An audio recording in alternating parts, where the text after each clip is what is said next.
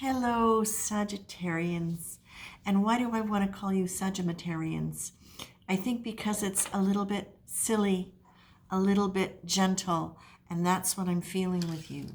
I'm feeling, as I'm tuning into your energy, softness and kindness and just, no, I don't even want to say lighthearted because it's more profound than lighthearted.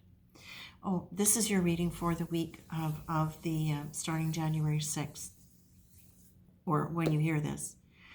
So the images that the guides gave me when I first started working with this reading was of a fountain, a small fountain that you would buy and put in your garden, and you'd plug it in and, water would come up. But then it changed, boom, like that. And all of a sudden, it was a natural spring. It was water bubbling up beautifully out of the earth and gently flowing down. It wasn't shooting up. It hadn't been constructed. It was natural. It was water coming from nature. And as I was working with the cards and moving, just getting in the energy of this, that's the quality that I felt.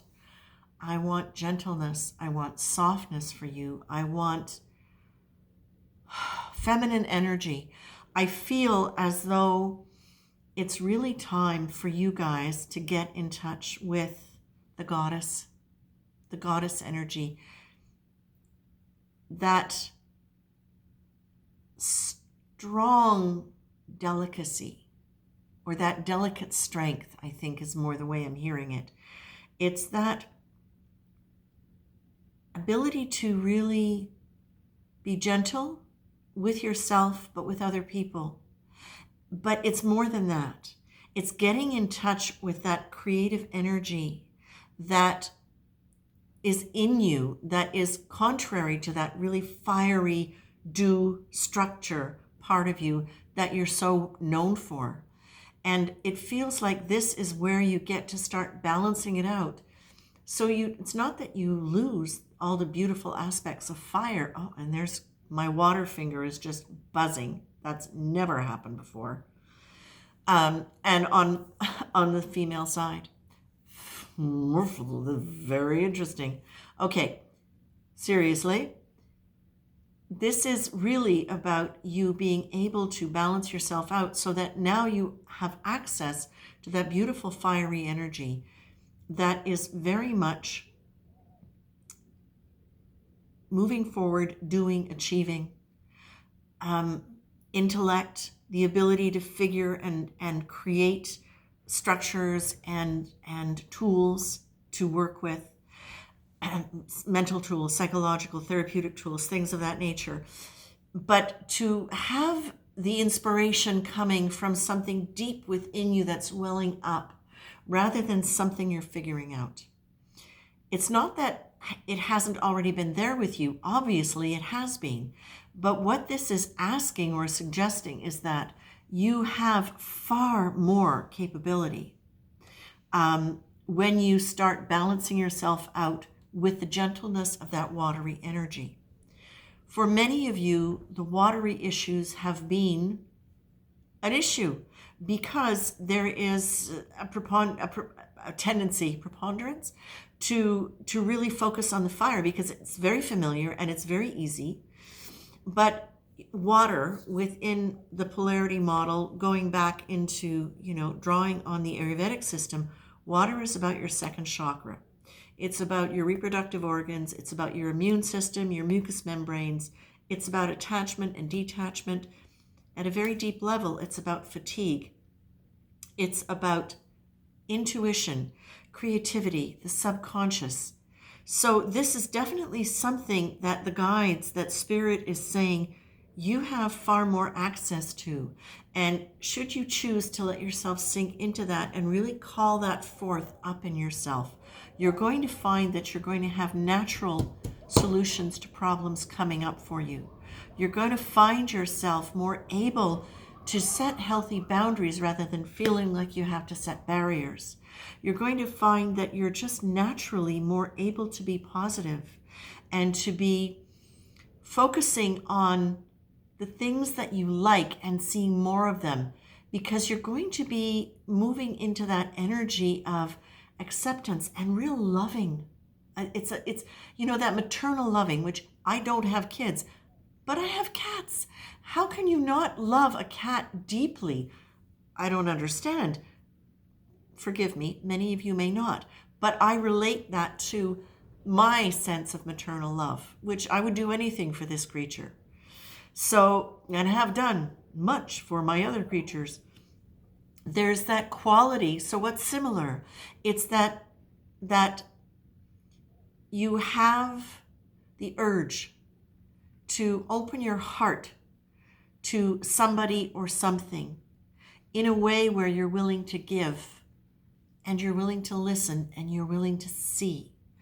And from that seeing, you can choose how you want to give and the kinds of boundaries that you want to set.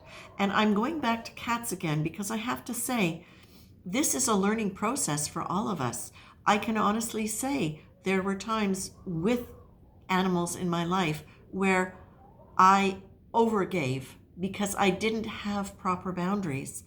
I won't go into all the ways in which I did it, but I can say perhaps trying too hard to save them when I should have let them go, going beyond what I was financially able to do at certain points in time where it created quite a disruption in some of my finances. So it's that sense of when you're loving from that grounded, watery, maternal, balanced energy. Balanced, not codependent. I was codependent with my cats. I can honestly admit that. But not from a codependent energy, but from a balanced energy. That's when you can start seeing and understanding what your next steps need to be. That's when you start understanding the power of your innate creativity and something that you can allow to grow and blossom and literally flow forth.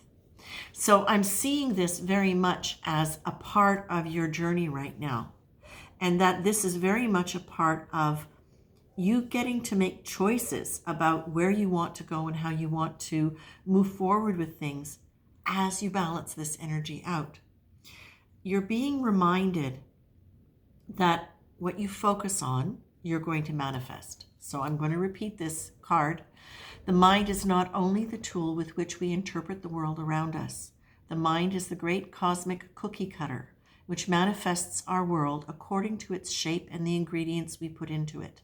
So let's think about the water for a minute and this beautiful element of water coming into your system as a way to balance out overactivity, overthinking, not knowing when to stop and rest, not being able to let go for fear that if you lose control of a situation, all hell's going to break loose. Allowing you to go with the flow, quite literally, but with a sense of confidence and intuitive understanding and wisdom. I associate it with that maternal wisdom, that goddess wisdom. Not just maternal, but goddess wisdom, okay? The goddess is in every single one of us, whether we're male or female. The goddess energy, the god energy, the yin, the yang, the male, the female, they coexist. They must. We are on a planet of polarity. The two opposing energies do exist. The goal is to balance them so that the middle ground allows for the growth of that beautiful neutral spirit that supports life and creates life. So, this is the suggestion for you, my lovely Sagittarians or Sagittarians. I don't know why I'm hearing that, but I'm going to go with it. It must be my joy guide coming through. And I say that, I'm not joking, actually, when I say that, because I feel that that is also a part of it. It's that, that gentle wisdom that can look at life and stand back and see the pain, see the hurt, know that it's there, not have to shut away from it, but at the same time can have that gentle smile saying, and this is life, and this is life too. And now how will I work with this? And I feel, Sagittarians, this is very much what all of the difficulties that you've been going through are leading you to. And I feel like this is your next step in terms of being able to take the difficulties that you've had and grow from them and really turn this into a transformative energy for you. Because as you get that and as you understand the balance of it, the balance of the fire and the water, that's Pitta energy. It's the two together. That is powerful.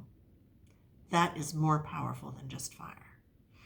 So my loves, please take this reading as a sign that you are moving towards that this hard work, that a lot of this hard work that you've been through for quite some time now is leading you to that. That's part of what your availability is, and it's also part of what's going to help you move through the next phase of it, which is starting to shut down or close down, soften out of. I do know that what I'm being reminded of, keep in mind, I've been doing this for many, many years, so I know a lot of people.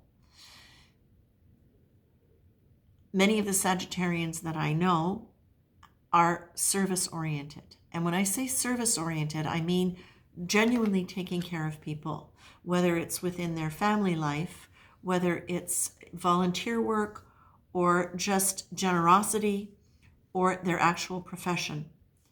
And the thing about service work and taking care of people is if it's all done with empathy, it can burn you out. When you can start living from the energy of compassion, that regenerates you. So think of the watery energy as compassionate energy. It's wise energy in and of itself, okay? And it's compassion for yourself as well. It's being able to sit into that gentleness of water. So if you'd like to work more with this, one of the things that you can do is you can really literally work with imagery of water, meditations of water, memories of being in water that was wonderful for you. And if you don't like swimming or pools or oceans, maybe you like baths, maybe you like showers. Expose yourself to the water in the way that you can that's comfortable for you. And when you do meditations or when you call back memories of these things, be as kinesthetic as you can. Let yourself feel it as much as possible and really soak in the memory of that and the sensation of that and enjoy it. Remember, your brain doesn't know the difference between something you're experiencing in the here and now and a memory. Your body chemistry is going to have the same response to it. So that is something that you can work with, okay? And certainly, one of the things that we associate with water being out of balance or absent, it's never completely absent. We have to have all elements. But if it's really, really out of balance in a way of not enough, deep fatigue, like bone-weary fatigue, can be part of it. So one of the things that you can do is you can also check in with things that might be exhausting you, patterns that are exhausting you in your life, and you might also want to consider things that are going to boost your immune system. That's something that I would look at. Of course, I'm not diagnosing. I cannot diagnose, but that might be something you want to check out with a practitioner, an appropriate practitioner, and look at where your diet is going to give you the kinds of nutrition that you need in order to help balance your immune system in whatever way seems to be necessary for you at this point in time. But definitely rest, okay? If you can, rest. And again, resting doesn't have to be sleeping for 12 hours. Resting can be sitting and allowing yourself to imagine restful activities, moments of peace, moments of relaxation, and really allowing that energy and that memory to fill you. Okay? Sagittarius, you've done a lot of work. You are genuinely, I would say, honestly, some of the most service-oriented people in terms of helping the well-being of others. And you deserve to really take care of yourself. And this is a reminder to do that. And it's also an indication that by doing that, whatever situations you're still dealing with, this is going to help you come up with solutions, alternatives, or just resource you in a way where you're going to be able to move through as it comes to a close. Okay? Do whatever you can do to get out of worry. Again, visualization, relaxation. And all of a sudden now I'm hearing music. I'm hearing not flute music, but light music. It might be flute, it might be harp, but beautiful music that is really soft, that's a lifting kind of an energy, okay? And yes, and you're being asked to change it up. So look at whatever patterns you're doing now that are reinforcing lack of water, lack of goddess energy, lack of gentle energy, lack of maternal energy for yourself, okay? It's time to take care of you, my loves. It is genuinely time to take care of you, but this is a very good reading. I would say you are really on the right track, and I believe that the suggestions you're getting regarding water and everything that they've said is going to be very, very helpful for you. So I'm leaving you with that, and I give you my best, and likes, shares, comments, all very, very welcome. Whether you do or you don't, I will be back next week, and I appreciate you as you are. I'm sending you many, many good thoughts. Okay, take care.